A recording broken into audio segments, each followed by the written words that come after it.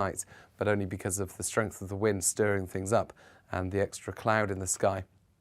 Showers continue and longer spells of rain in places as we start off Wednesday. Storm Barra still centred over the UK, but by this stage it's filling, so it's becoming less windy. However, still the risk of gales for parts of South Wales into southwest England and wind gusts of 65 miles per hour. And it's going to be a very unsettled day with showers and longer spells of rain moving through at times. Western Scotland, southeast England seeing fewer showers, but for most it's rain on and off throughout much of the day, and further hill snow across northern parts of the UK. Eventually, through Wednesday evening, the weather begins to quieten down. The winds start to tone down a little. And Thursday, still a few showers around, especially in the east, but drier and brighter weather arrives in the west for a time. Canary Islands sponsors the weather. I'm Barra McCaffrey, and join me on The Briefing Monday to Thursday at 3 p.m. You'll get your afternoon fix of all the latest political stories, debate and analysis, as well as interviews with some of the biggest names in UK politics. It's a problem that affects the whole world, Darren. From Westminster to Cardiff, Edinburgh and Belfast, if it's happening in UK politics, we've got it covered. That's The Briefing with me, Barra McCaffrey, Monday to Thursday, 3 p.m. on GB News. You're watching GB News live across the UK and the world on our digital stream. GB News is Britain's news channel. We are the UK's home of discussion and debate from all perspectives. We are here for you. Don't forget to join our YouTube community by clicking on that subscribe button. And if you want the GB News app, you can click and catch up on programmes anytime. We love to hear from you, so email us. gbviews@gbnews.uk. Thanks for being part of the GB News family. My name is Andrew Doyle. Join me every Sunday evening at 7 p.m. for Free Speech Nation.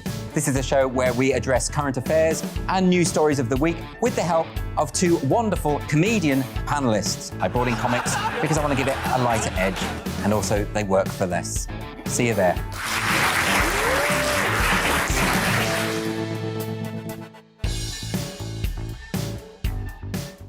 Join my show Farage, 7 p.m. till 8 p.m. Monday through Thursday, and there you will get opinion, analysis, debate, and I'll cover stories that nobody else dares to touch. And then for the last 15 minutes, talking pints. We're over a drink. We have a civilised conversation with someone. We very often disagree, but we do it in a grown-up way. Come and join me on Farage.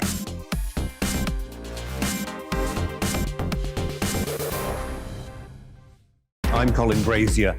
I've reported from more than 70 countries around the world, covered wars from Afghanistan to Iraq, from Lebanon to the Balkans. I'm trying to bring that experience, that feel for events, to the studio.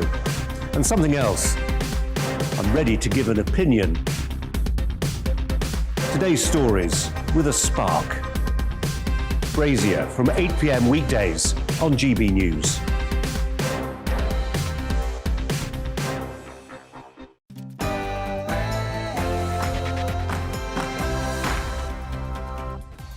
And welcome once again to On the Money, your daily weekday dose of economics, business and consumer news. I'm Liam Halligan, and for the next hour, we'll be talking about inflation, wage disputes and the increasing incidence of strike action across the UK. As ever, an in-depth discussion with people who really know their stuff. Plus, the latest in our Startup Britain strand. All that, it's On the Money, after the GB News headlines with Rosie Wright.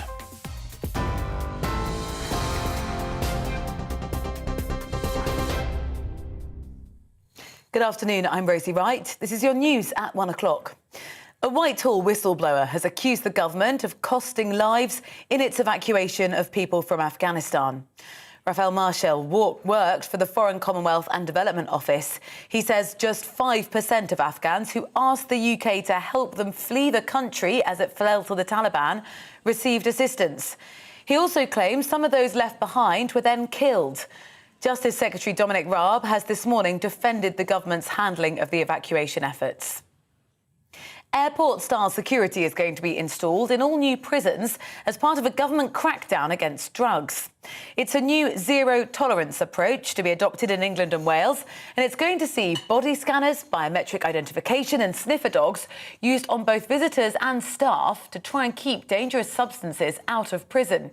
All inmates will also be assessed on arrival for drug and alcohol addiction. The edge that we've got now is through technology and the X-ray body scanners that can, when they're conducted, give you an exceptionally high level of verification of whether contraband's coming in, drugs, weapons, mobile phones. All travellers arriving into the UK now need a negative coronavirus test taken within 48 hours of departure. The rules came into force at 4 this morning, and they're parts of efforts to slow the spread of the new Omicron variant of coronavirus. Meanwhile, the Office for National Statistics says the number of deaths from COVID in England and Wales has fallen for the second week in a row.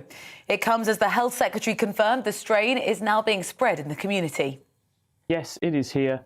Yes, it is travelling through the community, and that means that we can't actually stop it. But what we can do is to buy a bit of time, and really stopping more incursions from overseas, if they're going to come in, might help to slow things down a bit. But yes, really, this is a bit of slamming the door after the horse has bolted.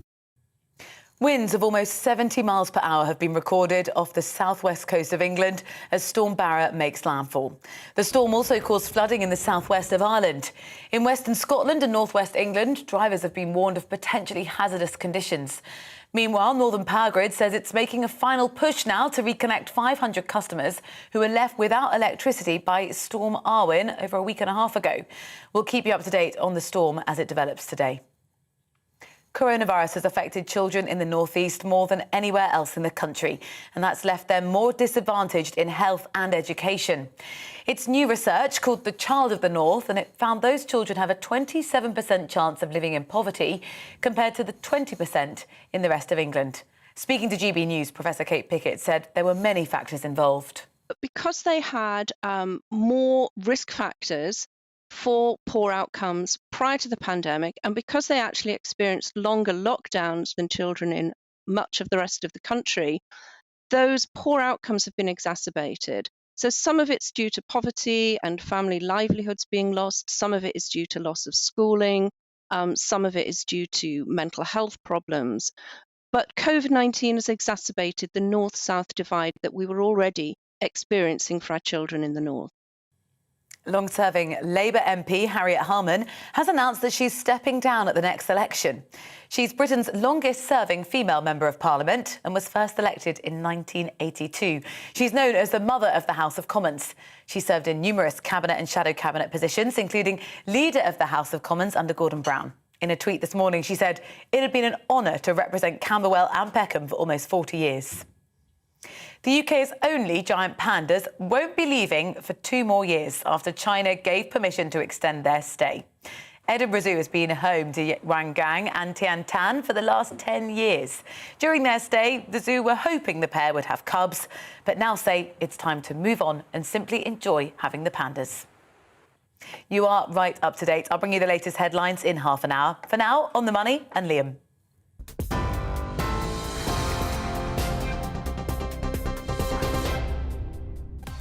And this is On the Money. With the UK's biggest supermarket facing strike action in the run-up to Christmas, and tube drivers and university lecturers also staging walkouts, we ask if the UK's facing another 1970s-style winter of discontent.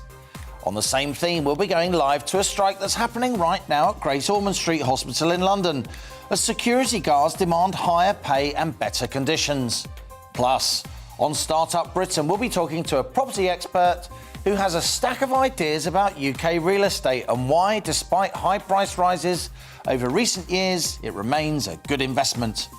And as ever, I want your questions, opinions, suggestions. On the Money's your show too. Get in touch. Email gbviews@gbnews.uk or tweet @gbnews. We'll read out some of your emails and tweets later in the show, so stay with us. This is GB News. I'm Liam Halligan, and you're On the Money.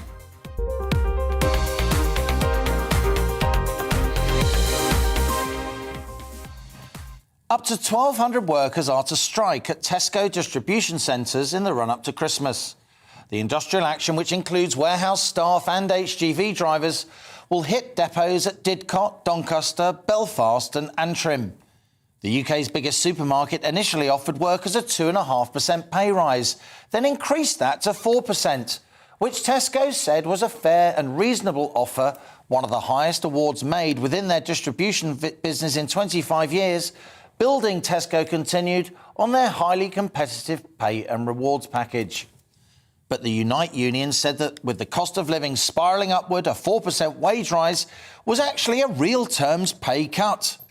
Union leaders called for strike action and rank and file members backed them, with Tesco now facing gaps on its shelf as the festive season gets into full swing. Back in the late 1970s, the UK endured what became known as a winter of discontent as inflation spiralled and society became more fractious. There were widespread strikes driven by powerful trade unions, which then covered over half the British workforce. Factories remained dormant and rubbish went uncollected. The sense of chaos and decline was palpable, sparking a national crisis, which ultimately led to a political reset as the Labour government was swept away and someone called Margaret Thatcher stormed to power. Do we now face another winter of discontent? These Tesco strikes come after more than 1 million students across 58 universities were hit with 3 days of industrial action last week, the latest round of a bitter dispute between university managers and lecturers. And in London last week, tube drivers brought 5 London Underground lines to a standstill again as part of a pay and hours dispute, with second-round tube strike actions scheduled for this coming Friday too. Elsewhere across the public sector, doctors and nurses have been talking about strikes, even the police. Teaching unions are also making threatening noises, in part due to anti-COVID policies in school, which they say don't go far enough. UK trade unions now cover around a quarter of our workforce, half the share they had back in the 70s. But today's concerns about pay and conditions are real, not least as the cost of living continues to spiral. The Bank of England's Deputy Governor yesterday warned that UK inflation could be, quotes, comfortably above 5% next spring, amid soaring energy prices and other supply chain pressures. Well, inflation's already at 4.2%, more than double the official 2% target. And the danger now is that rising prices spark widespread wage claims, which in turn drive prices even higher. The classic 1970s-style wage price spiral, all of which will make industrial relations even worse. And that's your on-the-money question today. As strike action cranks up, is the UK facing a winter of discontent?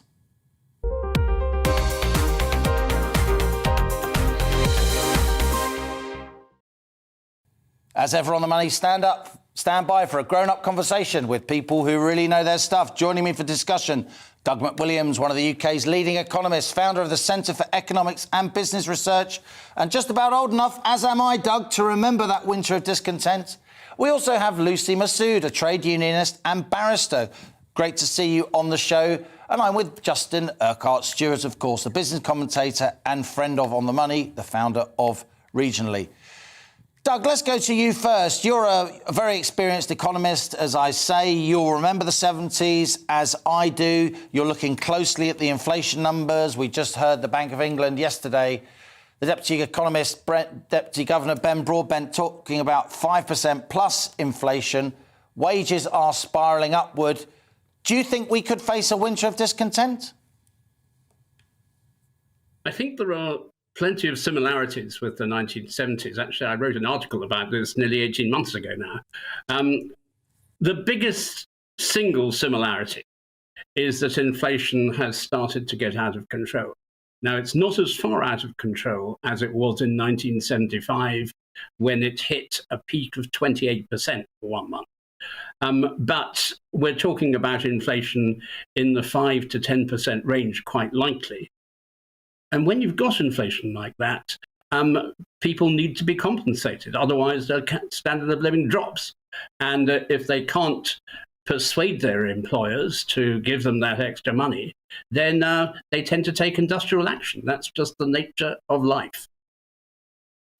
Lucy Massoud, as I said, great to have you here on The Money with us. You're a trade unionist, you're a barrister, of course. You'll know that the laws surrounding strike action here in the UK are now much tougher, if you like, than they were in the 70s. It's a lot harder to strike. You need ballots of members and so on. But do you detect increasing strike action across the UK?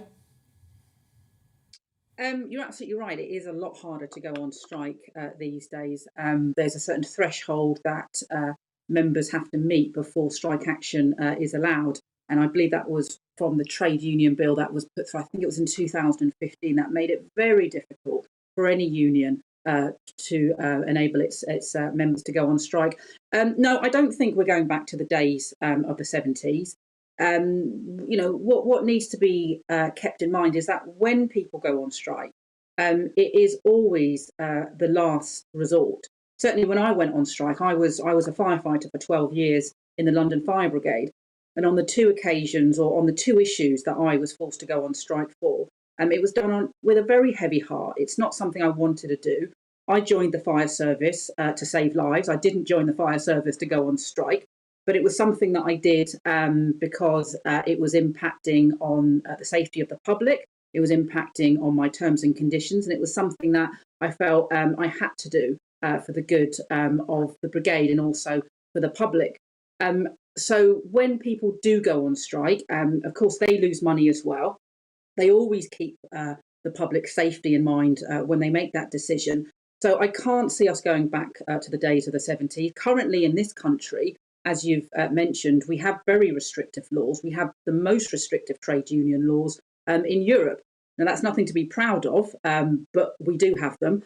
But certainly, as times do get tough, as the government does attack the working conditions of the public sector, inflation goes up, pay decreases. Certainly, when I was a firefighter, I saw my terms and conditions constantly attacked. It is no wonder that workers will feel that their only option is, unfortunately, to go out on strike or take some kind of industrial action. Let's get a response from Justin. You heard it there from Lucy Massoud. She's a legal expert. She's a barrister. She used to be a firefighter. Striking's a last resort and the laws are very, very restrictive. Maybe I'm overstating the case. What do you think? Well, just one thing. I do remember 1975 because that particular summer I was actually a shop steward on Southampton docks. Wow. I don't think there are many shop stewards in the London Stock Exchange these days. But anyway, that's the point. Well, we did have rampant inflation then, and since then, we've had an entire generation who have never experienced inflation. And we were reading out there, the Bank of England talking about comfortably above 5%. There's nothing comfortable about having inflation at 5%. No. The key issue is, there are two key issues. One you've already highlighted, which is the trade unions are not as powerful as they were before. Therefore, they don't have that influence and strength, and it's more difficult. But the second issue is there's a labour shortage. Whether it's lorry drivers or other areas, go to any pub or restaurant and you'll see we're looking for more people, particularly the lower end. But of course, bear in mind at the lower end, actually, as far as the government's concerned, those people will be spending all their money. And so it's not a matter of them being overpaid. If anything, they've been significantly underpaid for the past 15 years as we went through this sort of squeeze that has occurred. So, yes, there will be more strikes. Tesco's just going to be the tip of the iceberg here. There'll be more to try and follow. They don't have to go to strikes, but there will be disruptions. Doug, let's go back to you. As Justin highlighted, trade unions are less powerful than they were in the 1970s. On the other hand, wages have lagged behind standards of living, house prices and so on for a long time now. And the shortage of workers, the high number of vacancies we got here in the UK, I think 1.3 million is the last ONS number that I saw, another record number of vacancies. All that gives trade unions more power. Quite a lot of what's been said on this show so far is not entirely accurate. So let me try and catch up with some of the bits that are a bit misleading. I mean, first of all, wages have in general for most of the last 20 years gone up as fast or faster than inflation. I agree that in the last year that stopped happening, but it follows a year when actually they went up quite a lot faster than inflation. The second point is that although trade union membership in the private sector has collapsed, in the public sector, it's still fairly widespread and about as widespread as it ever has been. And the third point I'd make is, although there are more restrictions on going on strike than there were in the 1970s, and I campaigned to get more restrictions because you had all sorts of people going on strike without very much support. If you've got your members' support, then you can go on strike. And that's one of the reasons we are seeing strikes take place, because there's no ban on strikes in this country. What there is a law that says that you can't go on strike without your members' support. Once you get your members' support, you can go on strike, and that's what they will do. And I think we will see strikes in the public sector. The Tesco's one is the only one that you mentioned that's in the private sector. And I'm not entirely surprised, because you say they've offered 4%. I obviously don't know the precise details of the negotiation, and none of us would expect to know the precise detail.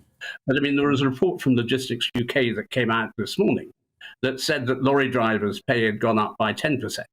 So if they're offering their lorry drivers 4% and everyone else is getting 10%, you can see why they might feel aggrieved. And I think Justin has really picked on the critical point, which is in the private sector, which is much more flexible.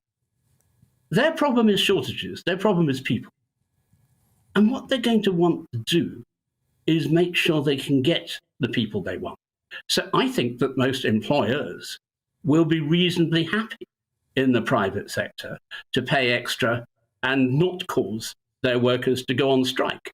I mean, a strike is going to cost them a lot more than a pay increase would, particularly at a time like now, when there is rampant inflation and it's relatively easy for employers to put up prices.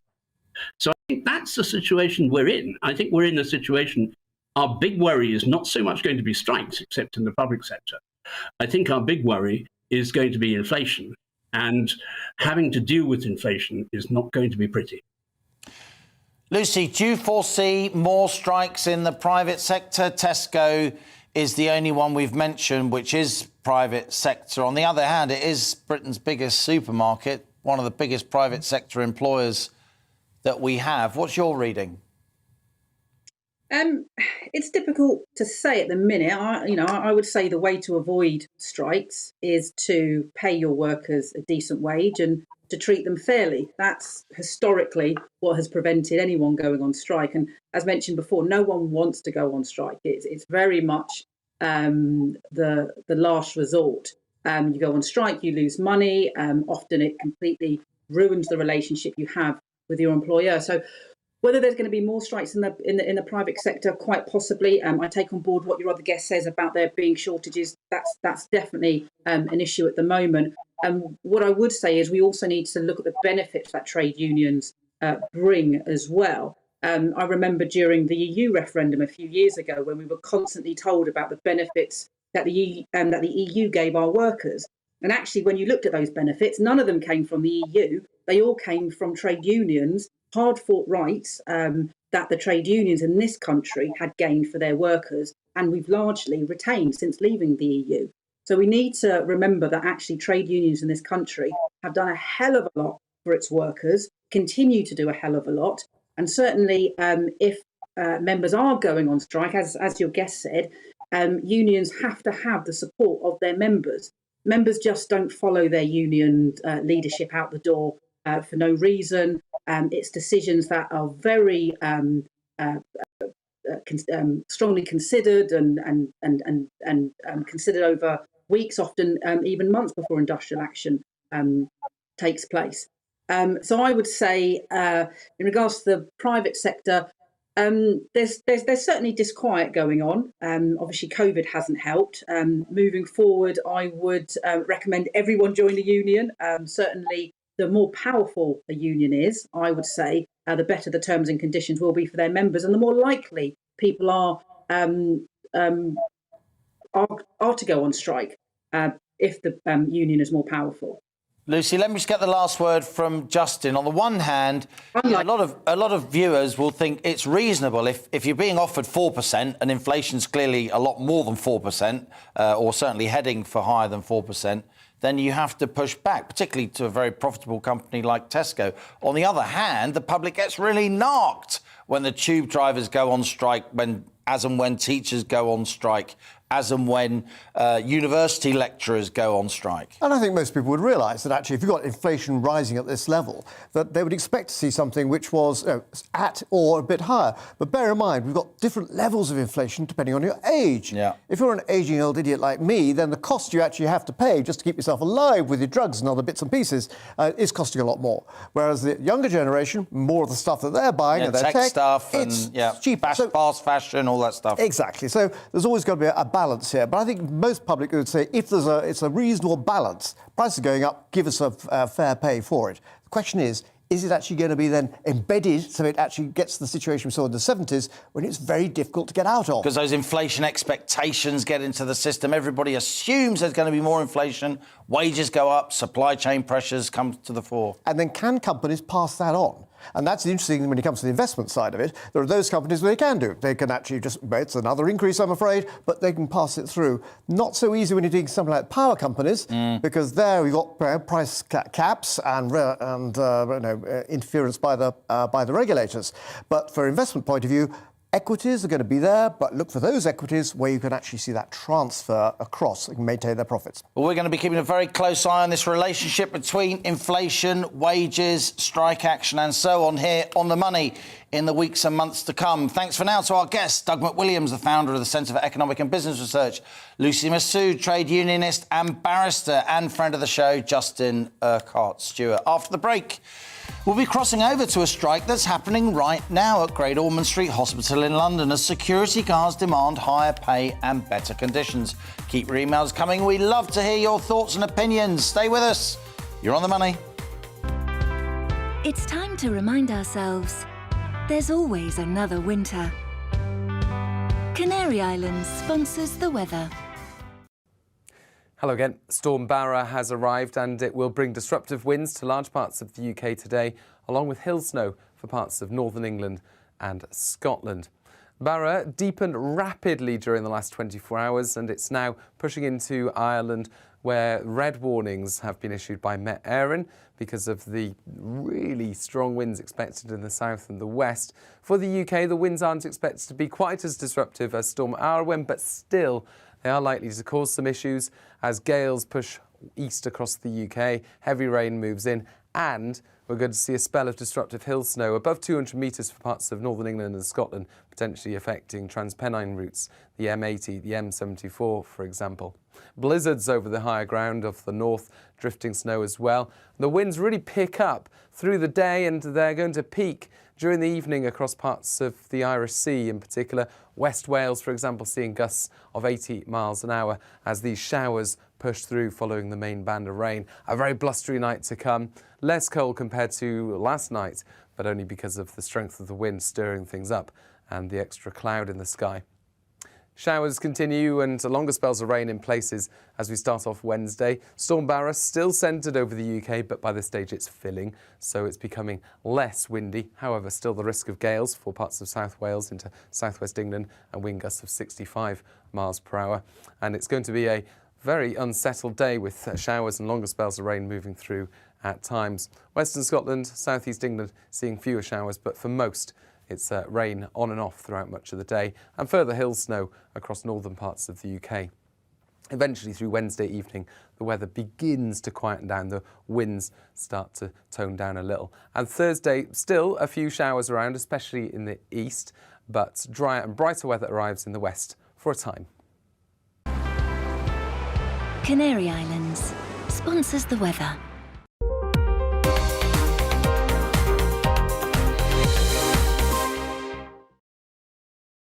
You're watching GB News live across the UK and the world on our digital stream. GB News is Britain's news channel. We are the UK's home of discussion and debate from all perspectives. We are here for you. Don't forget to join our YouTube community by clicking on that subscribe button.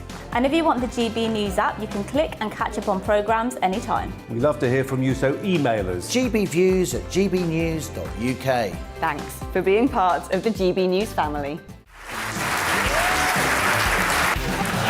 My name is Andrew Doyle. Join me every Sunday evening at 7 p.m. for Free Speech Nation. This is a show where we address current affairs and news stories of the week with the help of two wonderful comedian panellists. I brought in comics because I want to give it a lighter edge, and also they work for less. See you there.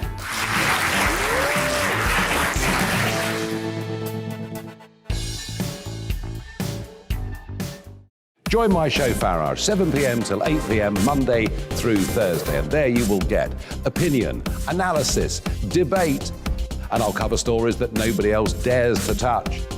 And then for the last 15 minutes, talking pints. We're over a drink. We have a civilized conversation with someone. We very often disagree, but we do it in a grown-up way. Come and join me on Farage.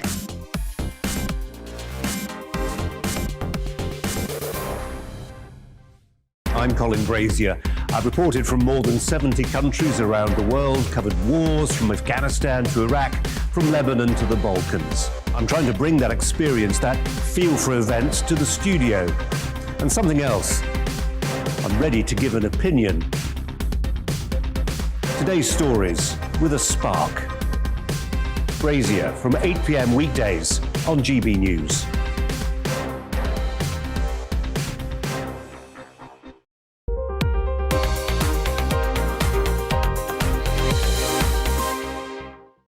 Welcome back. You're on the money with me. And now, today we've been speaking about the increasing incidence of strike action across the UK, discussing whether or not we face another 1970s-style winter of discontent. Well, a strike's taking place involving the Great Ormond Street Hospital in London today. Security guards from the United Voices of the World Union are striking over allegations of indirect institutional racism, and they're demanding full NHS pay and working conditions. GB News London reporter Alice Porter joins us live now from Great Ormond Street. Alice, what can you tell us about this dispute?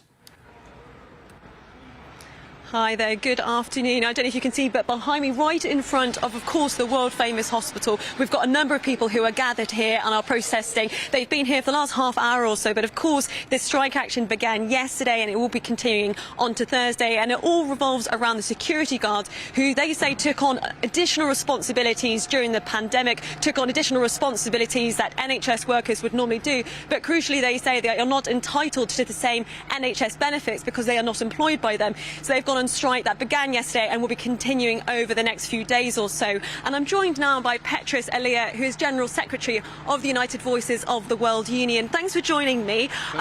Firstly, talk to me about how the security guards have taken on roles and stepped up in terms of responsibilities during the pandemic. Yeah, well, they've been applauded as heroes, as key workers, as pandemic heroes. They've had to keep this hospital safe. They've had to help with patient care on occasion. They've had to do responsibilities that they would never normally be asked to do. And all the thanks they've been given is that they, well, just the literal word of thank you has been given to them. They've been given no additional remuneration. They've been given no additional benefits whatsoever. And importantly, they have not been brought into the NHS along with their cleaner colleagues, porters and caterers that have also just been brought in-housed and employed directly by the NHS.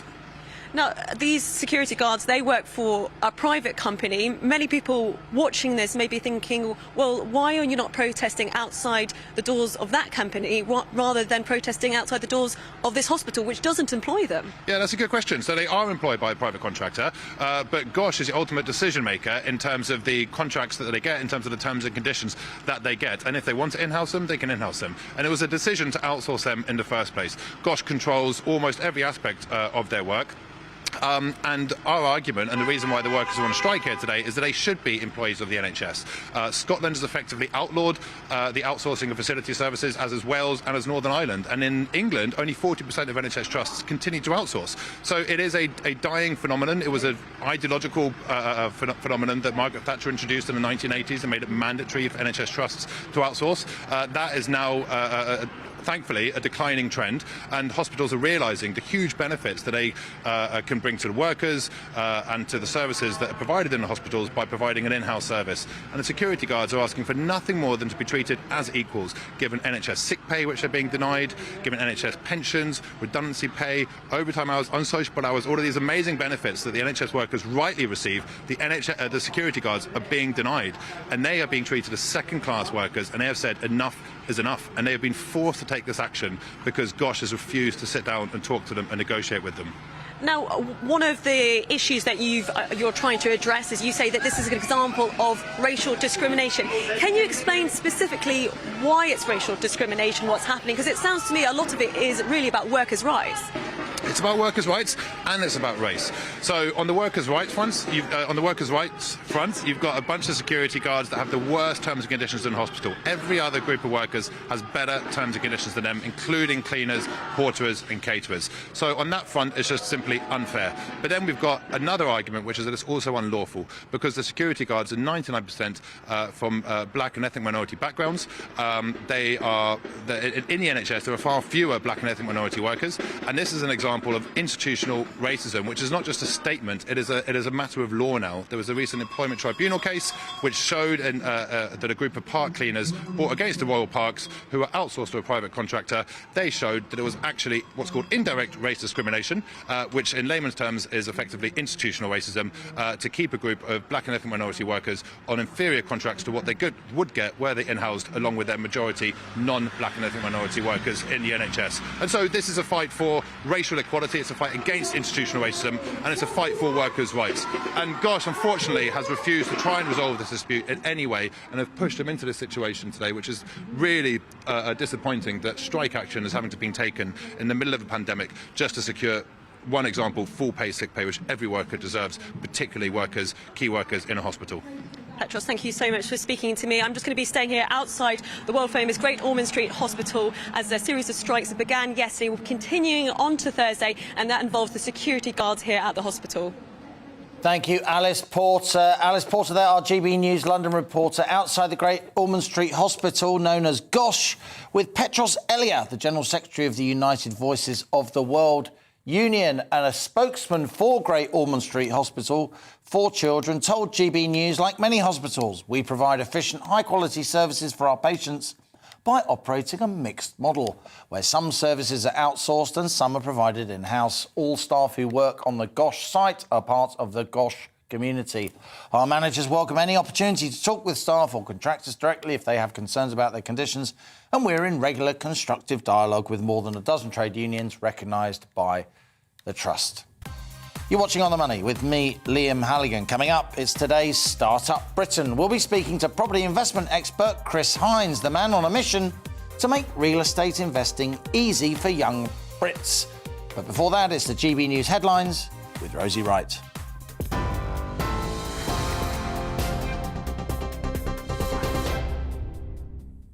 I'm Rosie Wright. Let's get you up to date with the latest headlines.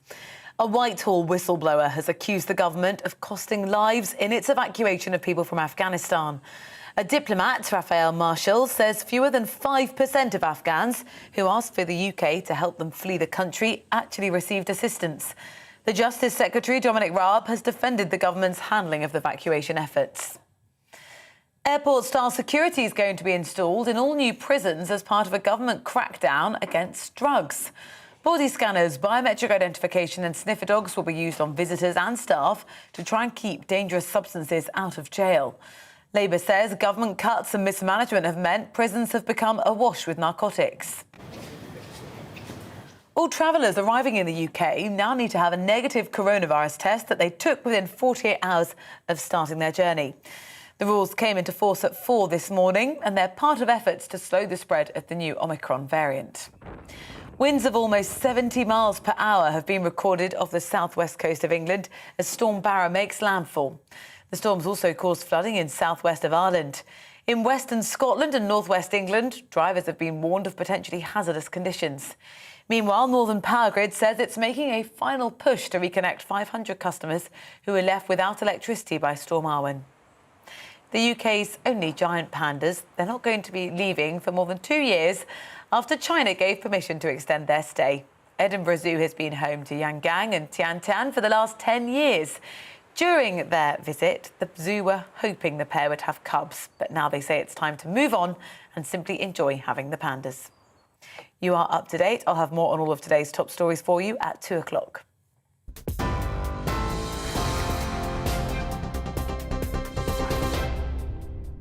You're watching GB News live across the UK and the world on our digital stream. GB News is Britain's news channel. We are the UK's home of discussion and debate from all perspectives. We are here for you. Don't forget to join our YouTube community by clicking on that subscribe button. And if you want the GB News app, you can click and catch up on programmes anytime. We love to hear from you, so email us. gbviews@gbnews.uk. Thanks for being part of the GB News family. My name is Andrew Doyle. Join me every Sunday evening at 7 p.m. for Free Speech Nation. This is a show where we address current affairs and news stories of the week with the help of two wonderful comedian panellists. I brought in comics because I want to give it a lighter edge, and also they work for less. See you there.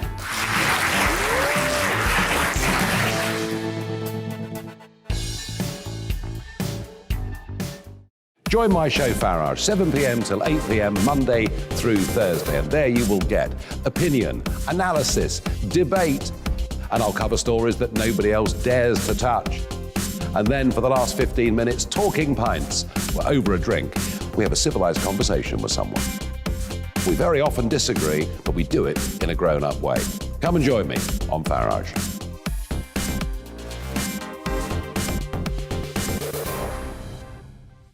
I'm Colin Brazier. I've reported from more than 70 countries around the world, covered wars from Afghanistan to Iraq, from Lebanon to the Balkans. I'm trying to bring that experience, that feel for events, to the studio. And something else. I'm ready to give an opinion. Today's stories with a spark. Brazier from 8 p.m. weekdays on GB News.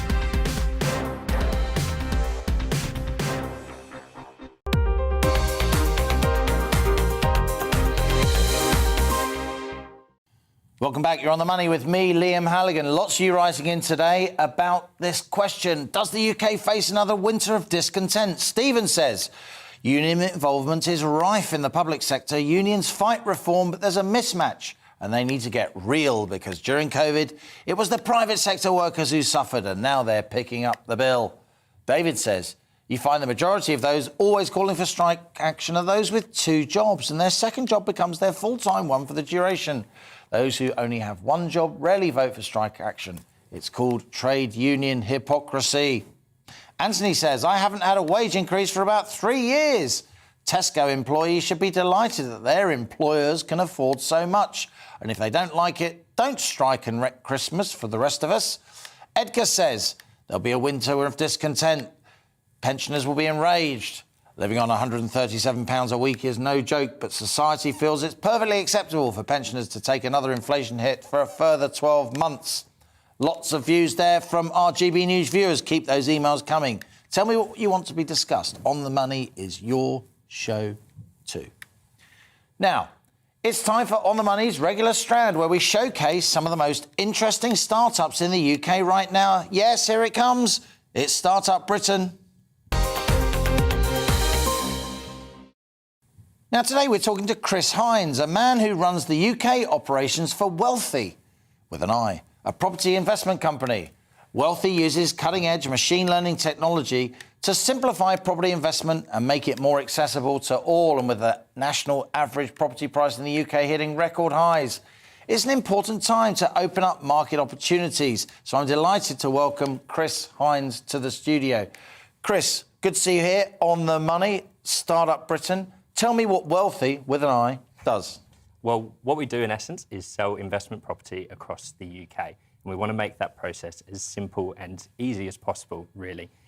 When you look at a property that you're going to purchase for a personal basis, if you're looking at a house to move to, or if you're looking at a rental property, you go to your Rightmove or you go to your Zoopla, and that's your platform, your trusted source of information that's going to have the property that you're looking for. So what we want to do in essence is create a platform for property investment where people will go to that platform and be able to search through different areas and fine-tune essentially and fine-tooth their investment opportunity that suits their needs in essence. So really trying to create a platform that will cater people's needs, what they're looking to achieve from their investment, be looking for greater capital yields, or capital growth, or looking for greater yields, but trying to identify what they're looking to do and make that process as easy as possible. Now, in the last 15, 20 years or so, we've gone from a situation where about 10% of households rent from the private sector. We're not talking about social housing here. About 10% of households rent from the private sector. It's now about 20% of households renting from the private sector. Of course, home ownership has gone down in the UK. It's still very high among pensioners, but it's pretty low among people, with all respect, your age, a little bit older. Definitely. But what you're talking about here isn't really homes to live in, is it? You're talking about homes to rent out. And it's pretty true to say, while there are people with huge buy-to-let empires, there are an awful lot of people out there, not particularly wealthy people, who have another property to rent out because they think pensions don't work for them, they think pensions are bad value and overtaxed, so they have put their money over the years into one. I think the average buy-to-let owner has like 1.4 properties, i.e. most people who have buy-to-let have just one. It's very, very few people with a big portfolio, isn't it? Definitely, it very much is. And like you mentioned, with 20% of the UK market being made up of that social housing component, I think it's about 1.5 million households at the moment that are currently, on that wait list from a social housing perspective, which is fascinating to think. That's 1.5 million households, not to say individuals. That could go up to that 3-4 million person mark. But really trying to get more people involved into the property investment world. Obviously, there's a shortage of houses at the moment, and that's something that we've identified, and I've heard you talk about that in the past as well. But there's a need to address that side of the market as well. We need to address the social housing. There isn't enough social housing at the moment, and there's too much of a wait list. But then looking at diversifying people's portfolios, as you mentioned, people buying investment properties as a pension solution as well, but also trying to create wealth for themselves. And that generation rent is a massive scene at the moment. I think it's about 18.5% of the UK are currently renting property. And they're people that, I can imagine would want to be getting on the property ladder, and we want to be making that as easy as possible for them through an educational platform, really, being able to provide them with the education they need to be able to make their investment, which one day might help them get on the property ladder themselves and buy a residential property. But we're looking at it from that angle, you could say. So being able to purchase these investment properties, build up some equity in the property, and then be able to buy a home of your own in the future. So if I wanted to buy a buy-to-let property, perish the thought on journalist wages, but say I wanted to buy another property, what would your website offer me? What does Wealthy, with an I, offer me that I couldn't just go to a regular estate agent, peer in windows, do my own research? What is it particularly about your company that makes it, in your view, special? Definitely. Well, we're a very tech and data-driven business. We analyse the numbers and do our due diligence on these properties. So we've done the research for you. We've provided you with, let's say, there's 3 options that suit what your needs are and what you're looking to achieve with your investment portfolio, and we'll do all the research for you. So we'll work through workshopping sessions where we'd identify that, let's say, Liverpool, that's not going to work for you, or Birmingham, that's not going to work for you, and identify what will work for you. And then we'll present you with those options and essentially do you could say, discovery of these properties, working through that process with you and being able to identify which property is going to suit your needs best. And who actually pays? Do I pay as a buyer? Do I pay you? Or do the mortgage providers who you hook me up with pay you? Do the lawyers, the conveyancing professionals, the surveyors who you hook me up, presumably, with pay you? How's it work? So we're paid by the developer. So there's nothing nothing our clients would be paying. We're paid on the delivery side of things. So once the development's completed, and we've sold you the... So you're only really dealing in new build, right? Exactly. You're not... OK, that's right. Yeah, well, that's a huge market here. It's a massive market. And as we've seen over the last 12 months, there's now a fight for quality. You could say people want to be in nicer buildings and nicer apartments, newer houses. And so there's been a real fight for quality in that sector, which has obviously driven up demand for new houses, new apartments. And the rental market at the moment is going absolutely crazy, you could say, 8.7% rental increase in the last 12 months. And I think we'll continue to see some very strong rental increases in the next as 2022 comes around. Now, I've looked at lots of housing developments in recent years. I've made documentaries on the housing industry. I've wrote a book on housing, as you probably know. And there are some really good new build developments around there in the UK. I mean, there are some firms I could mention, but I won't, who do have a deserved reputation for very good quality new build. But I'm afraid there are others, Chris, that have a very bad reputation, equally deserved for new build. We're building the smallest homes in the UK by square meterage of any decade since the 1920s, because land prices go up so much. How can we drive up the quality of new builds so they meet building regs, so they have proper fire insulation, so they have decent-sized rooms? Because none of those things are a given in recent years. Of course. I think there needs to be rules in place from the, you could say, the policy side of things, that these developers have to be hitting a certain criteria or a certain level with the quality that they're delivering. As you mentioned, there are a lot of dodgy developments out there, and we try and stay clear of those as best we can. But I think it comes down to the developer themselves. How strong is that developer? How established are they? What's their track record? And that'll really help us understand which developments and developers we should be going after really at the moment, so we avoid that issue later on down the line with safety issues and damages in the property or defects and whatever it may be, but really looking at the higher end of the market, you could say. Yeah, I'm not for a second casting aspersions on your company. From what I've seen of your company, you're dealing with very reputable developers and sort of the middle and higher end of the market. But it did really strike me as astonishing, Chris, when I discovered, and I'm ashamed I didn't know this until just a few years ago, a lot of new build developers, they make it a condition of sale that the person buying the house isn't allowed to do their own survey. It's part of the sales and purchase agreement. That's astonishing. It is. This is the biggest purchase the majority of people, if they're lucky enough to buy a house, are ever going to make in their lives.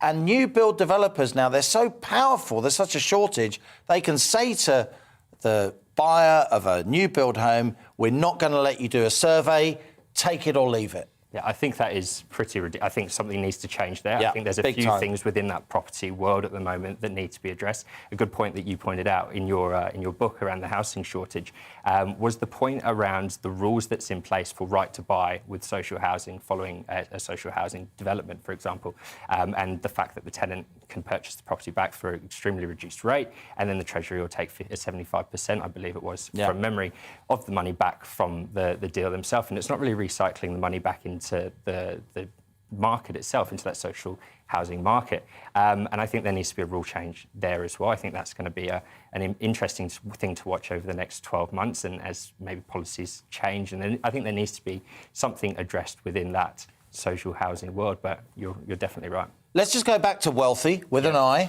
That could be your catchphrase. You can have that for free. Wealthy with an I. There you go. You can have that for free. PR companies charge a lot for that kind of insight, you know. We'll take it. Let's think about wealthy with an I. Who's your target audience? Because your target audience clearly isn't somebody who's just desperately trying to get on the property ladder. Yeah. A young couple working night and day to try and buy their very first one-bedroom flat with no garden in a terrible part of town. Your target audience is slightly different, right, Chris? Yeah, it certainly is. We're targeting, you could say, more that 25 to 40 age group. Yeah.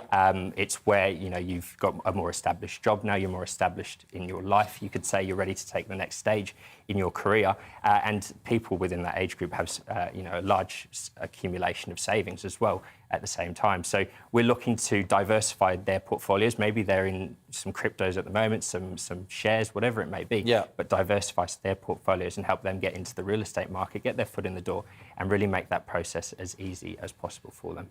Now, property is an interesting investment. It's gone up a lot, not just in London and the South East. In fact, during the pandemic, the fastest price rises, as you know well, Chris, have been in the Northwest, in the Southwest, in the Northeast. We've seen some pretty hefty price rises in parts of Northern Ireland as well, part of the UK, which has lagged.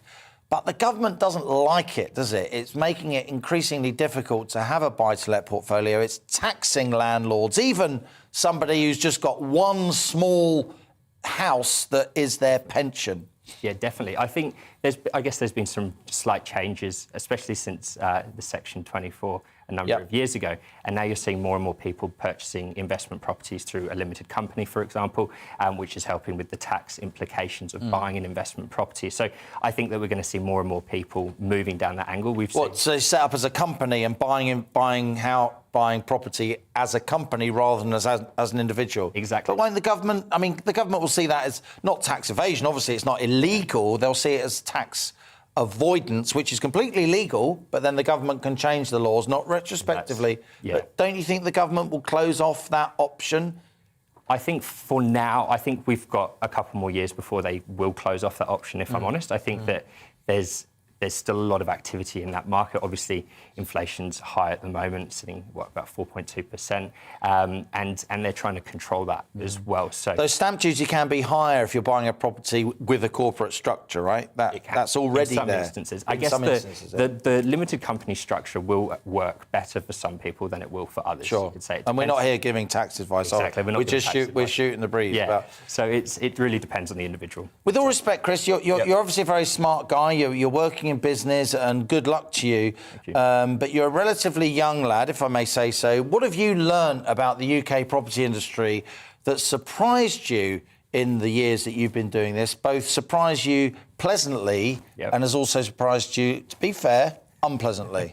Let's do pleasantly first. Let's start with that. Put you on the I guess spot. it was a slight change coming from Australia. I spent the last 10 or so years in Australia. I was working in commercial real estate at the time, and then coming across to the UK, which was, it's a more established market. You could say we're you guys over here, or the UK itself, are about 50 years, you'd say, more advanced than the Australian real estate market. So it was really adapting to, or working in London more so, but adapting to the way in which deals were transacted and looking at the markets that were moving more rapidly as well. So in London, for example, the market between the £1.5 million mark to the £4 million mark was a very strong and buoyant market, and during the pandemic showed great resilience, and it's where the majority of the transactions were happening. In Australia, you could say it's very opposite, the opposite to that. Much smaller country, with all respect. Exactly. Pretty good at cricket, but exactly. A much smaller market. But I think that, the UK... So we're more dynamic, but what shocked you about property here? What do you want to see change? Not, be above and beyond Wealthy, which and I, the business you work for, what do you think should be changed? Just as a young person who's working in property, not necessarily as somebody in business. I do think that we need to help younger people get onto the ladder at a younger age. I think that's a massive issue in the UK, and the fact that affordability is a massive question over here as well. Average house price in the UK now, I think, sits around the £330,000 mark. 8 times average earnings. 8 times average annual earnings. Even more, 9 times. Traditionally, that's been 3 or 4 times. How can you get a mortgage? If you only get 3 times your income on a mortgage and there are 2 of you, and then you're paying childcare, maybe? Exactly, and it all adds up. Your rates are expensive in London, for example, at the moment. Your council rates are going up more and more as well. So I think there needs to be an approach from an affordability standpoint, helping younger people get on the map. There's platforms coming out at the moment, or startups like ourselves, Generation Home, to name one of them, where it provides the opportunity for, say, I wanted to invest in a property in London, but I could call up my mother or my father or you, for example, and say, all right, do you want 40% share in the property? I see. And we split the ownership of that property, and you benefit. Yeah, there's more and more of that going on. So, well, look, it's very interesting. We've had many people on the show talking about property. We've had Generation Rent. We've had the YIMBY Alliance, yes, in my backyard. It's very good to get your perspective too. Chris Hines there from Wealthy with an I. Love it. Thank you very much. Thank you to Chris Hines, Head of UK Operations at Wealthy. Lots of you have been writing in about strike action. Our earlier discussion, is the UK facing another 1970s-style winter of discontent? Terry says, I worked in security for years. We were always treated differently to company staff. It's nothing to do with race. Security's always been poorly paid, as our employers make all the money and then pay us the minimum wage. Gareth says, if places like Tesco can pass on wage increases of 4 to 5%, more people will want higher wages. I'm a pensioner. We'll get a mega 3.1%. I think mega there is being slightly sarcastically used. Marjorie, she says, unions and Labour seem to expect the private sector to organise themselves in a manner to produce the money they want. And Stephen emailed us. Government workers have gold-plated terms and conditions. Take the fire service. The option is to retire at 52 is common. God, I'd be a pensioner already. But don't get that in the private sector. The private sector pays the public sector's wages and pensions. You've been watching On The Money with me, Liam Halligan. Thanks for joining me today. I'll be back. More economics, business and consumer news tomorrow at 1. I'll be back in a minute with Gloria De Piero. Who's she? This is GB News. I'm Liam Halligan, and that was On The Money. It's time to remind ourselves there's always another winter. Canary Islands sponsors the weather. Hello again. Storm Barra has arrived and it will bring disruptive winds to large parts of the UK today, along with hail snow for parts of northern England and Scotland. Barra deepened rapidly during the last 24 hours and it's now pushing into Ireland, where red warnings have been issued by Met Éireann because of the really strong winds expected in the south and the west. For the UK, the winds aren't expected to be quite as disruptive as Storm Arwen, but still they are likely to cause some issues as gales push east across the UK, heavy rain moves in, and we're going to see a spell of disruptive hill snow above 200 metres for parts of northern England and Scotland, potentially affecting Transpennine routes, the M80, the M74, for example. Blizzards over the higher ground of the north, drifting snow as well. The winds really pick up through the day and they're going to peak during the evening across parts of the Irish Sea in particular. West Wales, for example, seeing gusts of 80 miles an hour as these showers push through following the main band of rain. A very blustery night to come. Less cold compared to last night, but only because of the strength of the wind stirring things up and the extra cloud in the sky.